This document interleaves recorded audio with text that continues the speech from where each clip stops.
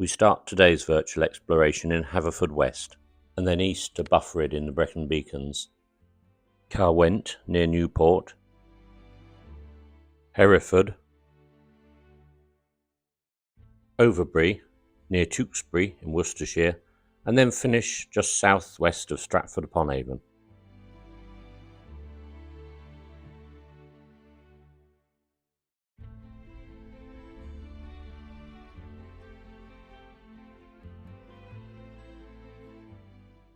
Haverfordwest Old Racecourse, also known as Portfield, was available for landing from 1922 until the outbreak of the Second World War.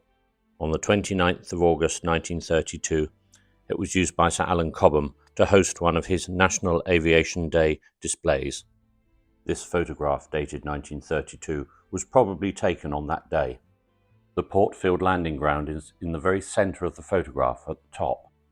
Close examination reveals no less than 5 biplanes parked in the field, along with various motor cars. In 1943, the RAF constructed a new aerodrome, known as Withybush, to the north of the town. In February 1996, I had several nights' stay at the AA recommended Mariners Hotel in Haverfordwest. A large bulk carrier, the Sea Empress, had run aground just outside Milford Haven. 7 Douglas Dakota spray aircraft were dispatched from Coventry to Withybush to help clean up the mess that 72,000 tons of crude oil had created. I know this has got precious little to do with AA landing grounds, but it's a tangent worthy of mention. Withybush remains open as a general aviation airport, and the old AA landing ground is still the Portfield Recreation Ground.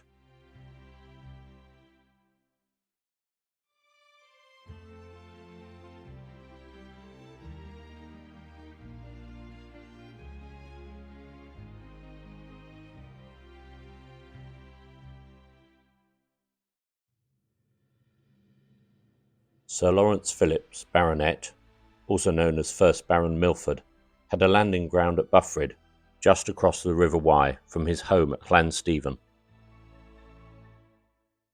Baron Milford was a founder and chairman of the Court Line Shipping Company. He was also a keen racehorse owner and breeder, and a noted philanthropist. In 1919 he offered a £1,000 prize for the first British airman to fly the Atlantic. This was won by Captain John Alcock as pilot of the Vickers Vimy that flew from Newfoundland to Galway in 1919. Not that Alcock had much time to enjoy his total £6,000 of prize money. He was killed in December 1919 when the Vickers Viking he was flying to Paris crashed in poor weather near Rouen.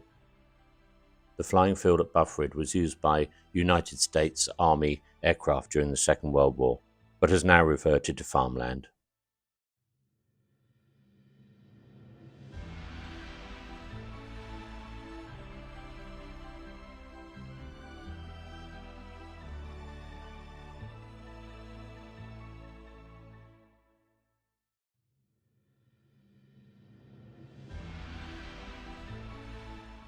The landing ground at Caerwent was a mile or so west of the village bearing that name. The field belonged to the Courthouse Farm Estate in nearby Llanfair Ysgowed. There were no facilities to speak of, but its close proximity to the main A48 road from Gloucester to Cardiff and beyond made it an attractive site for operating joyride flights. The Berkshire Aviation Company operated an Avro 504 from the site in the summer of 1922. And National Aviation Day displays were held there in 1933, 34 and 35. Site is still farmland today.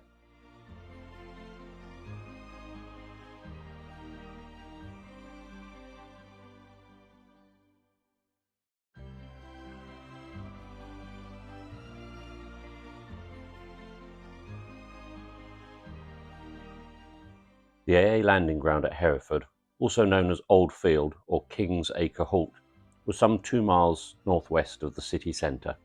Although the Great Western Railway ran to the north of the landing site, King's Acre Halt actually referred to a garage and tea room just to the south of the site on a road junction. In 1926, Mrs. Sophie Elliott Lynn, one of Britain's first lady commercial pilots, performed an aerial display. repeatedly looping and rolling her moth over the field. National Aviation Day displays were held in 1932, 33 and 34. On the 1st of May 1936, Tom Campbell Black brought the Jubilee Air Display team to Hereford. Several private aircraft attended too, including a BAC drone from nearby Throckmorton Airfield. Another pilot was allowed to fly the drone, and maybe inspired by what he had seen in the display, he tried some stunts. Unfortunately, he got the drone into a spin at about 400 feet and was killed.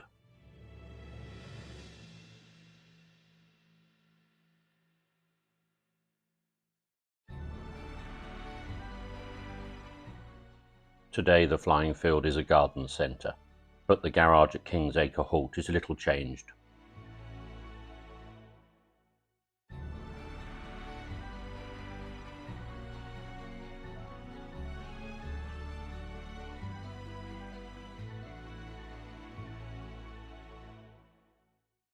The AA landing ground at Overbury was actually two separate fields just south of the village.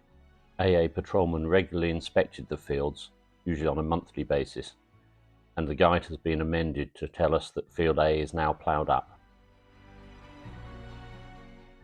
Unfortunately, I've turned up very little information about this landing ground during my research. As we can see from these images, Field B has now fallen under the plough as well.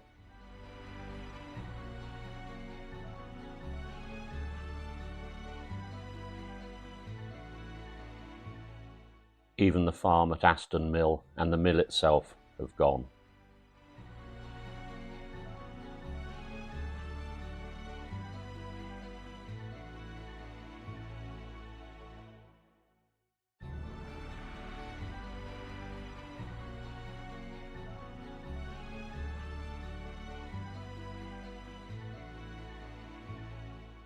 The landing ground at Stratford-Upon-Avon was run by John Griffin of Millcote Hall. Again, I've struggled to find any information about this site. However, I do know that Mr. Griffin's daughter married a butcher. The site has changed very little in the last 85 years, although the railway line is no more.